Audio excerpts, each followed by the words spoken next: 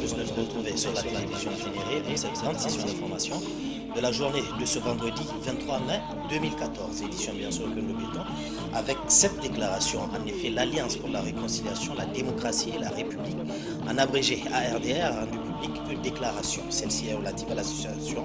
Celle-ci, autant pour moi, est relative à la situation sociopolitique du pays et les récentes interpellations. Par la même occasion, l'Alliance pour la réconciliation, la démocratie et la République entend organiser une marche pacifique le dimanche prochain.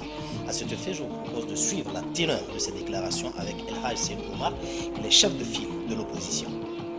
Pensez que les nombreuses interpellations de l'opposition à l'égard du président Issoufou Mahamadou devraient l'amener à la raison. En effet, face à la dégradation continue de la situation sociopolitique de notre pays, l'opposition, réunie au sein de l'ARDR, prenait régulièrement à témoin l'opinion nationale et internationale sur la dérive totalitaire du président Issoufou Mahamadou, de son régime et de son parti, mue par une frénétique et irrésistible volonté de réaliser un passage en force aux élections présidentielles de 2016. L'objectif consiste à diligenter des manœuvres sournoises en vue d'écarter de la course au présidentiel les candidats présumés de l'opposition déjà suffisamment ciblés par une cabale tout azimut. La tentative exécrable de mise en place d'un gouvernement d'union nationale, d'ouverture, nous l'avions déjà dit et répété, ne correspond qu'à la toute première étape d'un plan machiavélique planifié sur 2 ans. Depuis un mois, toutes les péripéties vécues à l'Assemblée nationale procèdent de cette logique à travers laquelle le pouvoir en place a montré le peu de respect qu'il a pour la démocratie et la République. Ainsi, en vue de la destitution du président du Parlement, érigé en objectif gouvernemental et correspondant à la seconde étape du plan, le régime a développé de nouvelles mœurs politiques au Niger, fondées sur la corruption et l'achat de conscience.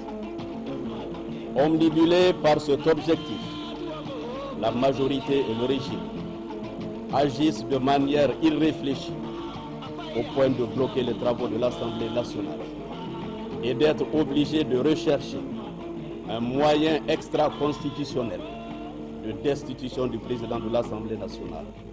Cependant, à la lecture des commentaires formulés par les spécialistes, les partis membres de l'ARDR pensent être en droit d'émettre des réserves sur la lecture qui a été faite de la Constitution et des textes qui régissent l'organisation et le fonctionnement de la Cour. Ainsi, de l'analyse de ce arrêt, rendu sur une requête de 34 députés de la majorité, il ressort selon les constitutionnalistes que la Cour s'est inspirée d'un arrêt de la Cour constitutionnelle de la République du Bénin, rendu il y a de cela plus de 10 ans, et ce dans un contexte constitutionnel très différent du nôtre. En effet, la Constitution du Bénin fait de la Cour constitutionnelle du Bénin un organe régulateur du fonctionnement des institutions et de l'activité des pouvoirs publics. Les dispositions constitutionnelles du Niger ne permettent pas, non plus à la Cour constitutionnelle, de faire des sommations, encore moins des injonctions aux institutions de la République ou à leurs présidents.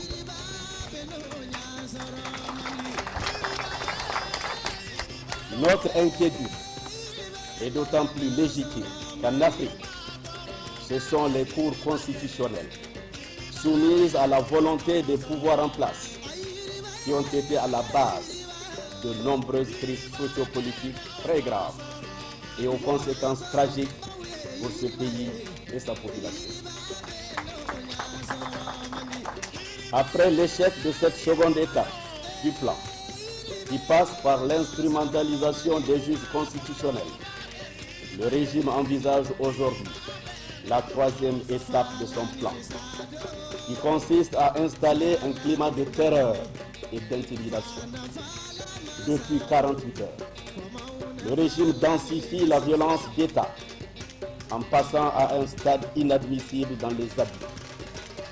L'imagination débordante du pouvoir, qui tient coûte que coûte, a impliqué l'opposition dans des complots arrangés, parmi lesquels la récente affaire dite des tirs nourris chez Ben Omar, dénote de la paranoïa du Gouri système. Le prétexte est tout indiqué dans l'arrestation arbitraire des leaders régionaux du MODEM F.A. Lumana et dans l'interpellation de parlementaires en pleine session, la perquisition irrégulière et la violence de leur domicile. En outre, devant son incapacité à tenir ses engagements et à apporter des solutions appropriées aux légitimes revendications des couches sociales, notamment les scolaires et les étudiants, le gouvernement leur répond par une violence démesurée et tente désespérément d'assimiler leurs légitimes revendications à des revendications politiques. Et dans la haine viscérale qu'il a contre les opposants politiques, le gouvernement sans discernement aucun étend sa violence sur des simples citoyens dont le seul tort est d'appartenir à des familles d'opposants politiques. L'interpellation et les sévices corporels subis par Ismaël Hama Amadou, fils du président de l'Assemblée nationale, rentrent dans cette nouvelle logique des tenants du pouvoir. Mesdames et messieurs, en décidant de trahir sa posture républicaine et descendre dans l'arène politicienne en violation de l'article 46 de la Constitution, le président de la République et ses adjuvants, qui ne sont pas tenus d'exécuter tout ordre manifestement illégal, plongeront immanquablement notre pays dans une situation sans précédent. Le plus dramatique dans la situation actuelle du Niger, c'est l'attitude irresponsable et mercantiliste d'une certaine classe politique qui, aveuglée par la recherche de gains faciles, refuse de voir le drame que vit le Niger et qui, en niant hypocritement la crise à l'Assemblée nationale, va jusqu'à soutenir le président de la République dans la voie suicidaire qu'il a choisie pour le Niger. La dernière déclaration de la mouvance présidentielle en date du 22 mai 2014 est une véritable insulte à l'endroit du peuple nigérien et une véritable compromission. L'histoire jugera sans doute ces hommes et ces femmes sans vergogne qui ont décidé de se prostituer en vendant leur honneur et leur dignité à vil prix. Par leur reniement à l'éthique politique, ils sacrifient les intérêts du pays sous l'autel d'appétits personnels et égoïstes. Mesdames et messieurs, comme vous le constatez, la situation est grave. Elle est même très grave. La République et la démocratie sont en danger. La majorité au pouvoir, avec à sa tête le président Issoufou Mahamadou, foule aux pieds la Constitution, les lois et règlements de la République en vue d'instaurer la dictature dans notre pays. C'est pourquoi, aujourd'hui, nous estimons que trop, c'est trop.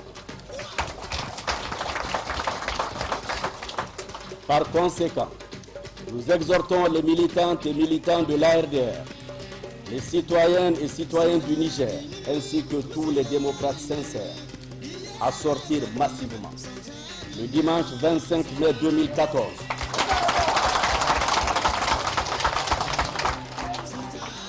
pour une marche pacifique de protestation afin d'exiger de Issoufou Mahamadou le respect strict de la Constitution et des lois et règlements de la République conformément à son serment coranique. D'ores et déjà, nous apportons notre soutien aux 40 honorables députés de l'opposition politique qui résistent et continuent de résister aux pressions multiformes du président Issoufou et de sa majorité et qui, dans l'honneur et la dignité, ont décidé d'être les sentinelles de la démocratie et de la République. Nous apportons également notre soutien au président de l'Assemblée nationale, son Excellence M. Hama Amadou,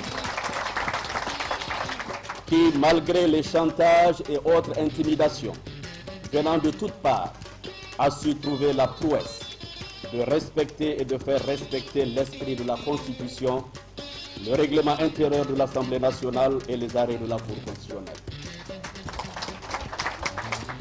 Aux présidents des groupes parlementaires et aux députés de l'opposition qui ont refusé la compromission de siéger dans un bureau anticonstitutionnel.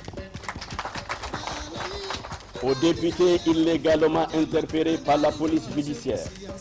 Aussi, exigeons-nous des autorités le rétablissement immédiat du dispositif sécuritaire et de la garde rapprochée du président de l'Assemblée nationale, ainsi que la libération immédiate des valeureux militants de l'opposition injustement arrêtés, parmi lesquels Soumana Sanda, Oumarou Dogari et Ismaël Hamma Amadou, Seyni Munkaila Maïdouka. De l'acteur de la société civile Amadou Boubacar Hassan, pour avoir tout simplement donné un avis technique sur l'arrêt numéro 006. Tout en comprenant les frustrations des scolaires et étudiants devant l'indifférence des autorités face à leurs légitimes revendications, nous condamnons les actes de violence perpétrés sur les étudiants dans le cadre du maintien de l'ordre et demandons la libération sans condition de ceux parmi eux arrêtés. Dans le même ordre d'idées, nous condamnons toute forme de violence, d'où qu'elle vienne. Je ne terminerai pas mes propos sans lancer un appel patriotique à toutes les militantes, tous les militants, toutes les sympathisantes, tous les sympathisants de l'ARDR et à tous les démocrates sincères pour se tenir prêts et mobilisés afin de répondre à nos futurs mots d'ordre, dont la marche pacifique du dimanche 25 mai 2014 n'est que le début. Voilà, mesdames et messieurs, c'était là la teneur de la déclaration rendue publique par l'Alliance pour la réconciliation, la démocratie et la République. Et juste après cette déclaration, le chef de file de l'opposition, El Haj Seynou Omar, a animé un point de presse dont je vous propose de suivre le résumé de celui-ci avec notre reporter, Bagan Clément. Depuis le début de cette crise politique que connaît notre pays, la question qui se pose bon nombre d'observateurs de la chose politique, c'est de savoir où est passé le président du MNSD Nassara, El Hadji Seyni Oumarou, dans tout ce cafouille politique. Le chef de file de l'opposition est finalement sorti de sa réserve sur un ton inhabituel. Dans un face-à-face à bâton rompu avec la presse, Seyni Oumarou n'est pas passé par 4 chemins pour dire que la République et la démocratie sont en danger. Pour l'Alliance pour la réconciliation nationale, dit-il, l'heure est au combat. Le président de la République est en train de vouloir instaurer une dictature. Et c'est par rapport à cela que nous ne sommes pas d'accord. Nous n'accepterons pas. Ce n'est pas seulement Issoufou Mahamadou. Quel que soit celui qui sera à la tête de ce pays, je crois que les Nigériens et les Nigériennes ont suffisamment souffert pour instaurer cette démocratie et puis pour tuer de ses fruits. Et nous n'allons pas accepter qu'une dictature, qu'une pensée unique soit installée au Niger. Et c'est ça que nous refusons. Mais sinon, il pouvait continuer à poser ses premières pierres, à investir là où il veut. Si nous ne sommes pas d'accord, nous critiquons. Nous avons toujours fait. Nous avons toujours critiqué ce bilan. Mais aujourd'hui, c'est une autre forme de stratégie. Et c'est cette stratégie que nous combattons et que nous combattons. Le chef de file de l'opposition dit ne pas comprendre cet acharnement contre les leaders de l'opposition et plus précisément sur le président de l'Assemblée nationale, Hama Amadou. Là où se trouve Mohamed Issouf aujourd'hui, c'est parce que Hama Amadou et son parti l'ont aidé à être là où il est. Et aujourd'hui que Hama Amadou n'est plus avec Mohamed Issouf, il est à l'opposition, c'est-à-dire tant que Hama est avec eux, c'est un homme. Mais quand il est avec l'opposition, c'est un démon. Moi, je pense qu'il faut faire.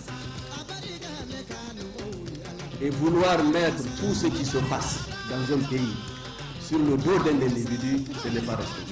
Cela veut dire que vous n'avez plus d'argument. Parce qu'aujourd'hui, ce qui s'est passé il y a 2 jours, que Mohamed Issoufou combatte Hama, c'est normal. Hama, celui qui a voulu être politicien, il s'assume par rapport à ça.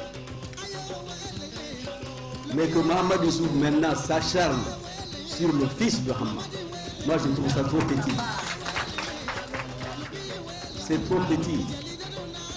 Surtout pour celui qui connaît ce garçon. Nous avons entendu, nous avons lu dans les journaux le président Hama Amadou et le président Seyni Oumarou. Tantôt c'est Hama Amadou qui fait ceci à Seyni, tantôt c'est Seyni qui fait des choses à Hama. Nous avons entendu tout ça. Attention, Seyni, Hama va te retrahir. Amélie. Que ce soit Hama, que ce soit moi, tous les deux nous avons compris que notre séparation ne nous a fait que du tort.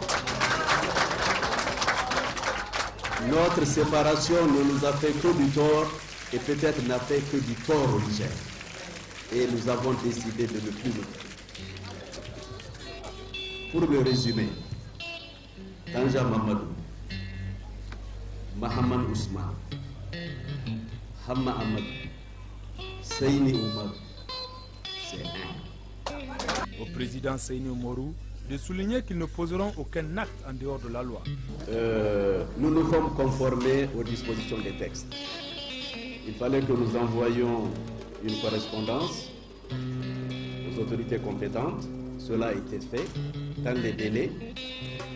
Nous n'avons aucune réaction donc, de ces autorités jusqu'à aujourd'hui. Donc nous, pour nous, c'est comme si elles étaient d'accord. Si par contre, elles répondaient en disant que la marche n'aura pas lieu, nous allons, comme nous l'avons fait la dernière fois, rester en justice. Nous allons demander un référé et c'est la meilleure manière, en tout cas nous pour nous, de rester dans le cadre légal parce que nous avons toujours dit que jusqu'à preuve du contraire, nous resterons dans le cadre légal. Pour le chef de file de l'opposition, les remous sociaux se justifient par le non-respect des protocoles d'accord entre le gouvernement et les différentes structures. Un régime qui est aux abois cherche des boucs émissaires partout. Et aujourd'hui, moi j'étais candidat au présidentiel. Ni au premier tour, encore moins au second tour, vous n'avez entendu à la radio ou à la télévision un syndicat me soutenir. Aucun syndicat ne m'a soutenu. Aucune association de la société civile ne m'a soutenu. Ce n'était pas le cas de Mohamed Issoufou. Il y a eu des syndicats qui sont sortis pour soutenir la candidature de Mohamed Issoufou. Il y a eu une société civile qui est sortie pour soutenir la candidature de Issoufou Mahamadou. Et par rapport à cela, Issoufou Mahamadou a pris des engagements. Et ces engagements n'ont pas été honorés. C'est ce qui explique aujourd'hui que ces mêmes auprès desquels il a pris les engagements se retrouvent dans la rue. Ce n'est pas l'opposition, c'est entre eux. C'est entre eux et ils vont continuer à s'expliquer comme ça jusqu'à ce que l'un d'entre eux comprenne.